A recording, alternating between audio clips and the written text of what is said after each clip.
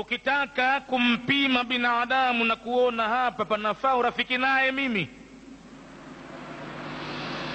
nafaa kumuamini mie huyu kwa kushirikiana naye katika biashara, na hapa naweza nkenda mie nikapata salama katika kuoa mke kwa huyu,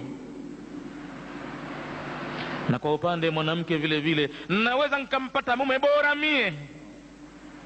Na amtizame mtu katika kipimo cha ibada ya sala kwanza kabla ya kila kitu.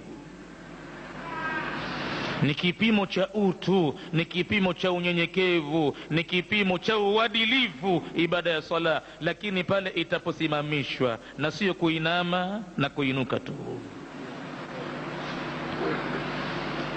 Ndani ya ibada ya sala kumewekwa wakati maalumu, lazima ahudhurie mwenye kusali. Jambo la kwanza hilo ambalo la uadilifu, na akili yake mtu imeshughulika sana hasahau, ni kwamba ibada imewekewa wakati. Basi salama ya ulimwengu itapatikana kwa wenye kuswali, tena wanaswali kwa nyakati,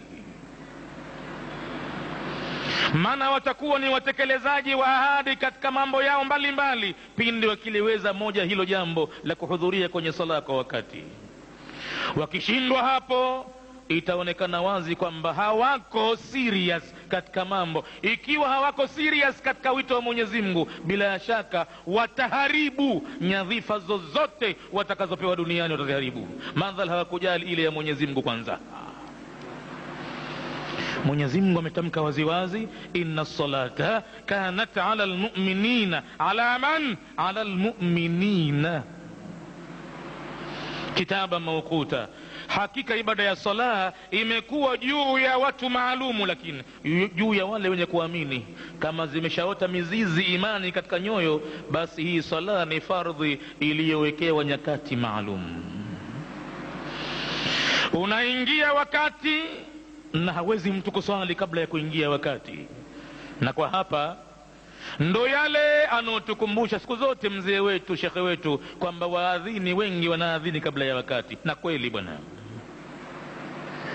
wanasukuma tu dakika 20 nzima kabla ya wakati. Ina maana ya kwamba unamuadhinia mtu mgonjwa nyumbani kwake, hawezi kwenda katika jamaa, karuhusiwa. Ukiadhini kuna mwanamke kwenye nyumba, ameruhusiwa aswali nyumbani yeye, ina maana utamsalisha huyo kabla ya wakati. Na Mwenyezi Mungu hakubali ibada yoyote ambayo itasaliwa kabla ya wakati, haikubali Mwenyezi Mungu. Kanat ala almu'minina kitaba mawquta, lazima watu wachunge nyakati. Muadhini ameaminiwa katika wakati, lazima apatikane muadhini mwenye kujua time za sala zinaingia kati gani, na anaweza kuwa ana uoni wa kuangalia saa ile pale saa ngapi. Sio kwamba muadhini anakuwa hajui hata kutazama saa bwana, atakuja kujiadhinia ovyo, atawasalisha watu nyakati sizo. Hairuhusiwi kuswali mtu kabla ya wakati ila kwa msafiri ambaye yeye sheria imempa kukiswali kipindi kabla ya kuingia wakati wake, kwa kutanguliza jamu takdimi au kuchelewesha jamu taakhiri. Yeye ana nafasi nyingine Mwenyezi Mungu amempa, ili na yeye asipate kuwa na udhuru mbele ya Mola wake kwamba mimi nilikuwa safarini, mimi kazi zangu safari tupu, situlii mimi, ndo ninapotulia mimi usiku saa 4 ndo ninatulia, kwa hivyo ndo huziswali sala zote. Hata yeye pia hatakuwa na udhuru, ameambiwa aswali kinamna yake. Tukiangalia kwenye Qur'ani al-Karim, kwa nini amani ya ulimwengu itapatikana kwenye ibada ya sala, tukitupa macho katika suratul Baqara, Mwenyezi Mungu alikuwa akieleza hukumu na sheria za ndoa mke na mume, na vipi mali itarithiwa kwa mke madhali mumewe amekufa. Ameeleza sheria hizo, lakini katikati ya maelezo amekuja na maneno hafidhu ala salawati wassalati alwusta wa qumu lillahi qanitin. Kwa nini ikaja aya ile pale katikati ya maelezo, kisha baada ya aya ile ikarejea tena pale pale mtiririko wa aya unaozungumza habari ya sheria za mke na mume? Hii ni kwa sababu yale yote yataweza kutekelezwa ikiwa litafanywa jambo moja, ikiwa watu watahifadhi juu ya sala 5. Na ndiyo maana yakaja maneno pale, hafidhu ala salawati, hifadhini juu ya sala zote. Na kuhifadhi pale ni kuhifadhi nyakati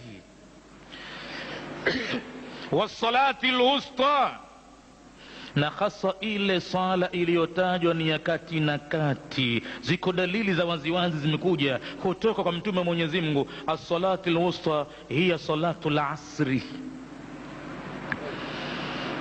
Maana mtume siku ya vita vya Khandaki walikuwa wameshughulika yeye na masahaba kuchimba Khandaki. Siku ile palisahauliwa kuswaliwa la asiri, kaja kakumbuka mtume magharibi. Wale masahaba walikuwa wanaona kwamba labda leo takhfifu imekuja, waliogopa hata kumkumbusha mtume, maana kulikuwa na kazi muhimu zaidi nafanywa ya kuhifadhi roho za watu. Maana makafiri wameilemea Madina, jeshi kubwa sana limekuja, na ikaitwa vita vya Ahzabu vile kwa jina jingine, manake ilikuja majeshi makubwa sana ya makafiri zaidi ya 12,000.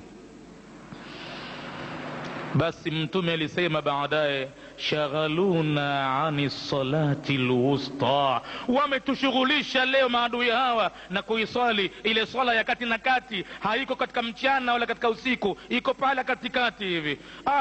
Qatalahumullahu, Mwenyezi Mungu awangamize na wao. Wametushughulisha mpaka imetupita leo swala hii sisi. Kwa hivyo hafidhu ala salawati, maneno haya yamekuja katikati ya maelezo ya sheria ya mke na mume, kwa sababu hazitoweza kutekelezwa sheria zile.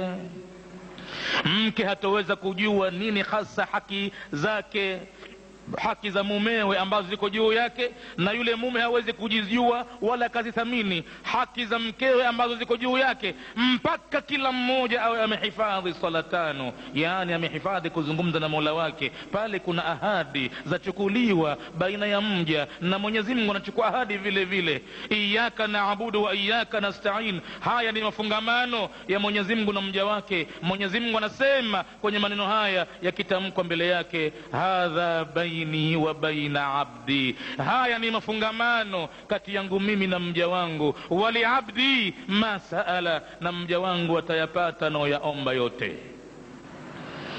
Hiyo ndiyo habari ya sala ilivyo. Hapa ndo amani itapatikana, kwa kuonekana Waislamu wote wameshughulishwa na ibada ya sala. Kila kitu kitakuwa rahisi baadaye. Lakini kama imepuuza sala, bora karata. Kama sala itakuwa iko chini, bora mechi ya futuboli. Kama sala itakuwa chini, bora mdundiko kwa wanawake na wanaume. Kama sala itakuwa chini, bora rusha roho kwanza. Kama sala itakuwa iko nyuma, bora chengine chochote cha duniani. Basi fahamu hakuna salama. Maana yake wakidharau watu wito wa Allah, basi wito wa mwingine fahamu kwamba ndo utadharaulika zaidi, na kwamba kuheshimu roho ya mtu tabu kuheshimu roho ya mtu mwingine, madhali amedharau amri ya Mwenyezi Mungu. Hii ndiyo maana yake.